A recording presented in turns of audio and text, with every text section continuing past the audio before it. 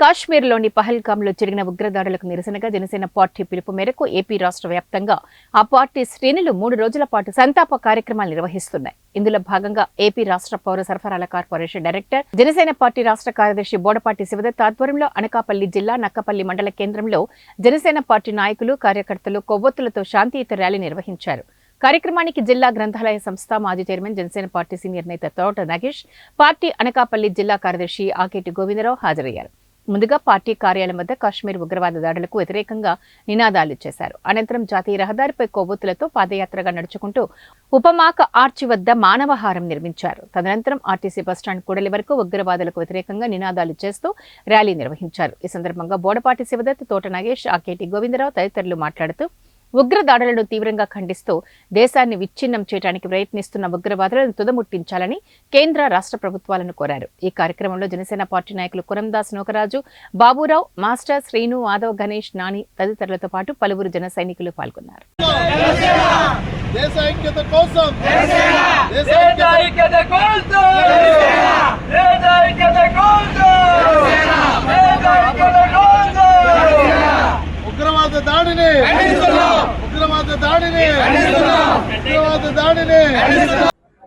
మరి ఏదైతే ఉగ్రవాద దాడి భారతదేశంలో ఉన్న ప్రయాణికులు ఈరోజు సుమారు 29 వరకు మరణం చెందారు అని తెలిసిన వెంటనే పవన్ కళ్యాణ్ గారు తీవ్ర దిగ్భ్రాంతికి గురయ్యారు. ఆయన చాలా మనోవేదన చెంది పార్టీ పరంగా జనసేన పార్టీ తరఫున దేశ ఐక్యతను చాటుకోవాలి, వారికి ఎవరైతే చనిపోయారో ఆ కుటుంబాలకి సంతాపం తెలియచేయాలి, జనసేన పార్టీ భారతదేశ ఐక్యత కోసం పనిచేస్తుందని తెలియచెప్పే ప్రక్రియలో ఏదైతే 29 మంది చనిపోయారో ఆ కుటుంబాలకి సంతాపం తెలియచేస్తూ జనసేన పార్టీ అధ్యక్షుల వారి ఆధ్వర్యంలో ప్రతి ప్రాంతంలో, ప్రతి పంచాయతీలో, ప్రతి మండలంలో, ప్రతి నియోజకవర్గంలో, రాష్ట్రం మొత్తం కూడా ఈ యొక్క 3 రోజుల సంతాప దినాలు ప్రకటించి మరి 3 రోజుల కార్యక్రమంలో భాగంగా ఈరోజు ఇక్కడ నక్కపల్లిలో కొవ్వొత్తుల ర్యాలీ చేస్తున్నాం. అలాగే రేపు రోజంతా కూడా ఈ యొక్క నక్కపల్లి జనసేన పార్టీ కార్యాలయం వద్ద సంతాప దీక్ష చేపట్టబోతున్నాం.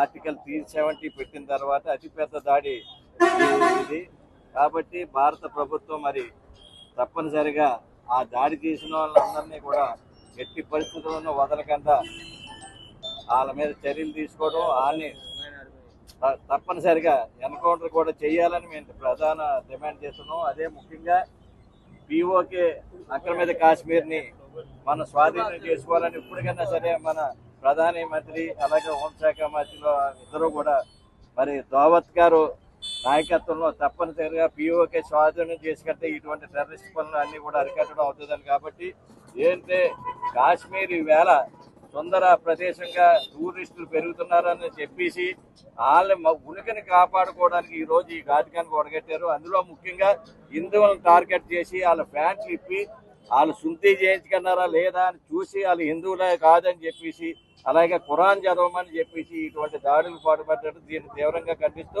పవన్ కళ్యాణ్ గారి పిలుపు మేరకు ఈ రోజు శివదత్ గారు ఇక్కడ నక్కపల్లి గ్రామంలో చేయడం చాలా అందరూ కూడా ప్రజలందరూ కూడా హర్షిస్తారు. ముఖ్యంగా శాంతి ర్యాలీని చేపట్టి తప్పనిసరిగా రేపు రాబోయే కాలంలో పాకిస్తాన్ మీద ఎటువంటి మిత్రపక్షం లేకుండా ఈ పాకిస్తాన్ పక్కన బంగ్లాదేశ్, వెస్ట్ బెంగాల్లో కూడా చొరబడి ఆర్టికల్ 370 కాకుండా సిఏఏని కూడా తప్పనిసరి సిటిజన్ అమెండ్మెంట్ యాక్ట్ని తప్పనిసరిగా ఇంప్లిమెంట్ చేసి ఇటువంటి వాళ్ళని అరికట్టాలని సందర్భంలో తెలియజేస్తున్నారు.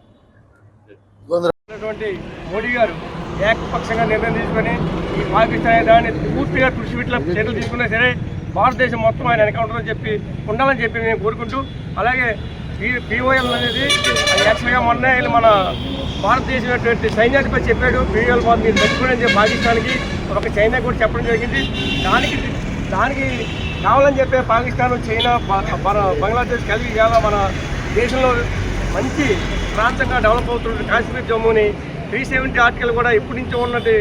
దాన్ని కూడా ఇవాళ మోడీ గారు దాన్ని రద్దు చేసి భారతదేశాన్ని మంచి బాగా తీసుకునే ఉద్యోగం ఉన్నప్పుడు భారతదేశం మొత్తంగా ఏకతాటి మీద ప్రధానమంత్రి గారు ఎంట ఉండి అందరూ కూడా ఈ కార్యక్రమాలను జయప్రదం చేసి టెర్రరిస్ట్ అనే దాన్ని లేకుండా ముడిముట్టించాలని చెప్పి కోరుకుంటూ పవన్ కళ్యాణ్ గారు పిలుపు ఇవ్వడం జరిగింది.